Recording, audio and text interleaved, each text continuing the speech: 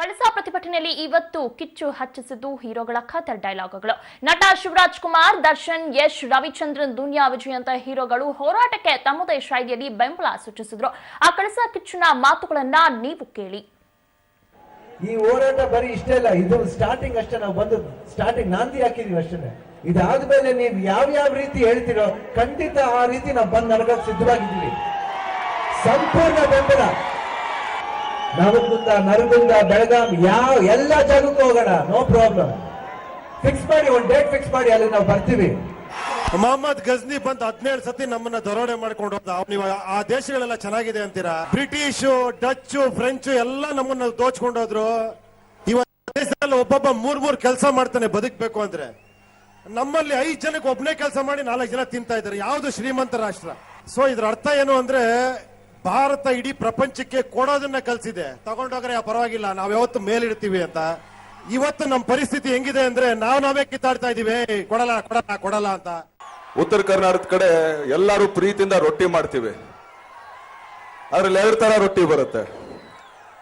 ಈಗ ಪ್ರೀತಿಯಿಂದ ನೀರು ಕೊಟ್ರೆ ಮೆದು ರೊಟ್ಟಿ ಕೊಡೋಣ, ಇಲ್ಲಾಂದ್ರೆ ಕಡಕ್ ರೊಟ್ಟಿನೇ ಕೊಟ್ಬಿಡೋಣ. ಆದ್ರಿಂದ ಹೋರಾಟ ಹೆಂಗಾರು ಮಾಡೋಣ. ಪದೇ ಪದೇ ನಮ್ಗೇನೆ ಯಾಕೆ ಈ ತರ ಅಲ್ಲ, ಶಾಂತಿಯಿಂದ ಮಾಡೋಣ. ಅದಕ್ಕೆ ಬಗ್ಲಿಲ್ಲ ಅಂದ್ರೆ ಉಗ್ರ ಹೋರಾಟನ ಮಾಡೇ ಬಿಡೋಣ, ಅದಕ್ಕೆ ತಪ್ಪಿಲ್ಲ. ಸೊ ಎಲ್ರಿಗೂ ಒಳ್ಳೇದಾಗ್ಲಿ, ಧನ್ಯವಾದಗಳು. ರೈತರು ಹೋರಾಟದ ಉದ್ದೇಶದಿಂದ ಇಲ್ಲಿ ಬಂದಿದ್ದೀವಿ. ಅದೇ ಹೋರಾಟದಲ್ಲಿ ಎಲ್ಲೋ ನಿಂತ್ಕೋಬೇಕು. ನಿನ್ನೆನೂ ಇಷ್ಟೇ ಕ್ರೌಡ್ ಇರಬೇಕಿತ್ತು, ನಾಳೆನೂ ಇಷ್ಟೇ ಕ್ರೌಡ್ ಇರಬೇಕು, ಮತ್ತೆ ಇದೇ ರೀತಿ ಜನ ಸೇರ್ಬೇಕು. ಅವಾಗ್ಲೇ ಪ್ರಾಬ್ಲಮ್ ಸಾಲ್ವ್ ಆಗೋದು. ಈಗ ನಾವೆಲ್ಲರೂ ಪ್ರತಿಯೊಬ್ರು ಭಾಷಣ ಮಾಡಿದಾಗ ಜೈ ಹಿಂದ್ ಅಂದ ತಕ್ಷಣ ಎಲ್ಲರೂ ಜೈ ಅಂತೀರಲ್ವಾ? ಕೆಲವ್ರಿಗೆ ಅದು ಯಾಕೆ ಅರ್ಥ ಆಗಲ್ವೋ ಇಲ್ವೋ ಗೊತ್ತಿಲ್ಲ. ನಾವೆಲ್ಲ ಭಾರತೀಯರು ಮೊದಲನೇದಾಗಿ ಅಲ್ವಾ? ಈ ತರ ಸಮಸ್ಯೆ ಅಂತ ಒಂದು ಬಂದಾಗ ಎಲ್ಲರ ಜೊತೆಗೆ ಎಲ್ಲರೂ ಇದ್ದೇ ಇರ್ತೀವಿ. ಯಾಕಂದ್ರೆ ನಾವೆಲ್ಲರೂ ಕರ್ನಾಟಕಕ್ಕೆ ಸೇರಿದವರು. ಸೊ ಅದಾಗಿರೋದ್ರಿಂದ ನಮ್ ಸರ್ಕಾರ, ಗೋವಾ ಸರ್ಕಾರ, ಮಹಾರಾಷ್ಟ್ರ ಸರ್ಕಾರ ಅವರಲ್ಲಿ ಕೇಳ್ಕೊಂತೀನಿ, ನಿಮ್ ಜೊತೆಗೆ ಸೇರಿ ಕೇಳ್ಕೊಂತೀನಿ. ಜೈ ಹಿಂದ್, ಜೈ ಕರ್ನಾಟಕ. ಮತ್ತೆ ಒಳ್ಳೇದಾಗಿ. ಇಲ್ಲಿ ನಾವೇ ಇವತ್ತಿಲ್ಲೆಲ್ಲ ಒಗ್ಗಟ್ಟಾಗಿ ಕೂತಿದ್ದೀವಿ. ಆದ್ರೆ ನಿಜ ಹೇಳ್ಬೇಕು ಅಂದ್ರೆ, ನಮ್ಮಲ್ಲಿರೋ ಸಮಸ್ಯೆಗಳಿಗೆ ನಾವ್ಯಾರು ನಿಜವಾಗ್ಲೂ ಒಗ್ಗಟ್ಟಾಗಿಲ್ಲ. ಆದ್ರೆ ಇವತ್ತು ನಿಮ್ಮ ಪ್ರೀತಿಗೆ, ನಿಮ್ಮ ಅಭಿಮಾನಕ್ಕೆ, ನಿಮ್ಮ ಸಮಸ್ಯೆಗೆ ನಾವೆಲ್ಲ ಒಗ್ಗಟ್ಟಾಗಿ ಬಂದಿದ್ದೀವಿ.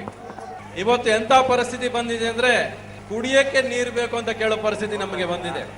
ರಾಜಕೀಯದವ್ರಿಗೆ ದುಡ್ಡಿನ ಮೇಲೆ ಮೋಹ ಹೋಗೋವರೆಗೂ ನಮ್ಗೆ ನೀರಿನ ದಾಹ ಹೋಗೋದಿಲ್ಲ. ಯಾವುದೇ ಸಿನಿಮಾ ಆಗ್ಲಿ ಹ್ಯಾಪಿ ಎಂಡಿಂಗ್ ನಮ್ಗೆ ಬಹಳ ಇಷ್ಟ ಆಗುತ್ತೆ. ಯಾವುದೇ ಸಿನಿಮಾ ಆದ್ರೆ ಸುಖಾಂತ್ಯ ಬಹಳ ಇಷ್ಟ ಆಗುತ್ತೆ. ಈ ಹೋರಾಟನು ಹ್ಯಾಪಿ ಎಂಡಿಂಗ್ ಆಗ್ಲಿ, ಸುಖಾಂತ್ಯ ಆಗ್ಲಿ, ನಮ್ಮ ಹೋರಾಟಕ್ಕೆ ಜಯ ಸಿಗ್ಲಿ. ನಿಮ್ಮೆಲ್ಲರ ಜೊತೆ ನಾವೆಲ್ಲರೂ ಇರ್ತೀವಿ ಅಂತ ಹೇಳಿ ನನ್ನ ಮಾತನ್ನು ಮುಗಿಸ್ತೀನಿ.